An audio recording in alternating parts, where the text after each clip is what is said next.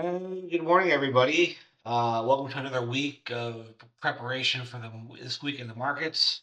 This one is going to be a very busy week, a very important week, maybe the most important week of the year, and we will go over that in a minute. Uh, but firstly, why should you listen to me? Well, I have over 30 years of experience in the markets. For 15 years, I traded at a investment banking firm. I'm an early retiree, a self-made multimillionaire, and I know what I'm talking about. And also before we start, there's a disclaimer at the end to cover my rear end. If you want to read that, you can. But with that being said, let's get started. The S&P hit another all-time high on Friday. It got all the way up to 659.11, getting very close to that 660 level. Maybe we'll break it this week. We will see. Uh, right now, the futures are up on the S&P, SPY. The economic calendar is loaded. Uh, Most importantly is Wednesday. As everybody knows, we have the Fed decision on interest rates. Um, but we do have other stuff going on. Tomorrow, Tuesday, we have retail sales and industrial production. Wednesday, of course, we have the Fed decision. Also, building permits and housing starts.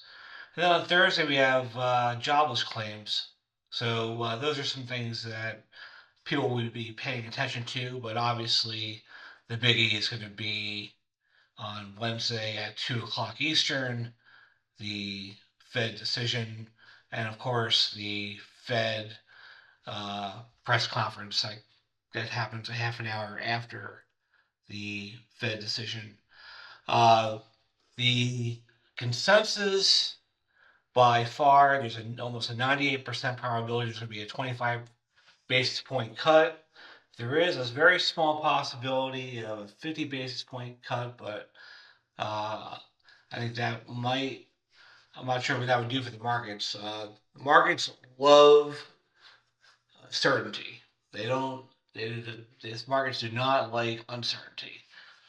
So I think that we get this 25 basis point cut on Wednesday. Uh, the markets will be stable, but it's all speculation. I mean, it could sell off on the news. It could just stay where it's at. It could be a non-event. I think a lot of the price action has been factored in.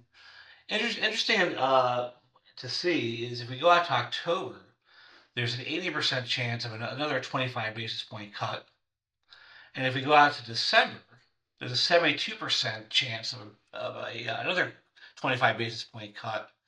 So we have quite a few cuts factored into the equation here, and I think obviously these things will change. And we start with the Wednesday number,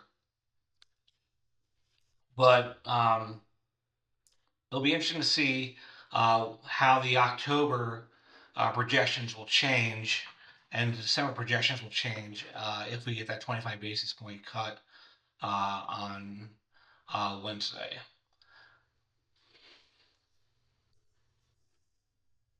Looking at the futures, they are green across the board. Looks like we're going to be opening up higher today. Nothing of any significance, but looks like it's going to be a green opening.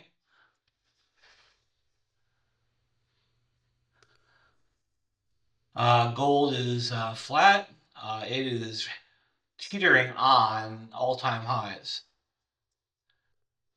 Silver is also flat, uh, and silver is also at not all-time highs, but it is, as you can see, if we go out to let's see if I go to a longer history. Well, this is 1 month, but if we go out to the max, uh, the all-time high of silver, you can see it got all the way up to 49.56, uh, over a decade ago.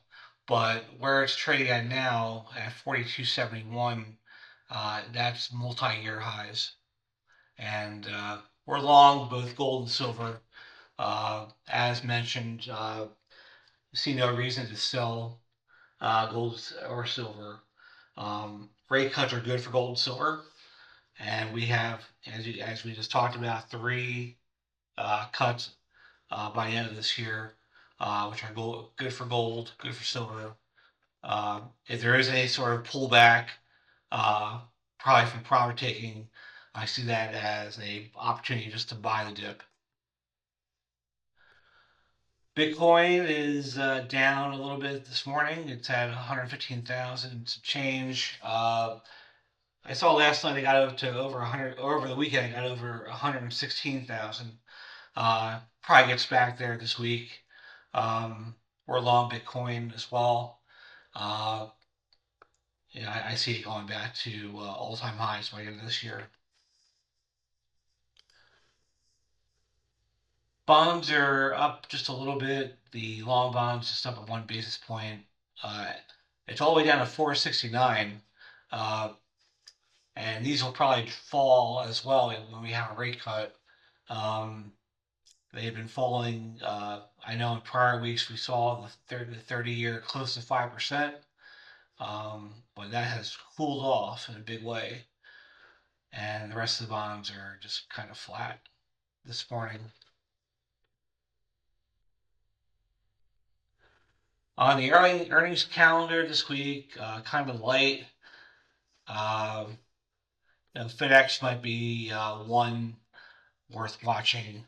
Um, both FedEx and UPS have been beat up this year, um, but it's always interesting to see how FedEx and UPS uh, are doing because they are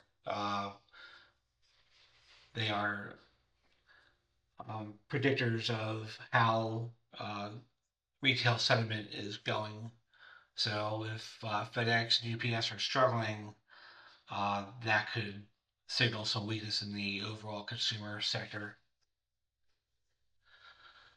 Some stocks to watch this morning and this week. Tesla, as you can see in the pre-market, is back over 400. We are long Tesla and have been long Tesla for a long time, and it's good to see it's back over 400 bucks. Um, and just to look at the 52-week range, the high is 488. Right now in the pre-market, it's trading at 428 with a $33 gain. So that's looking pretty good. The other one stock we want to look at right now is SoFi. We're long SoFi, and in the pre-market it is getting close to 27. We mentioned a couple weeks ago, we highlighted SoFi that we think it's going to get to 30 by the end of this year. Looks like it is on its way.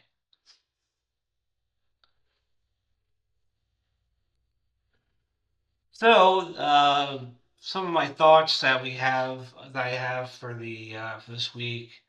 I don't see any big market moves until Wednesday, and when we have the Fed decision, and then there could be some fireworks depending on what happens.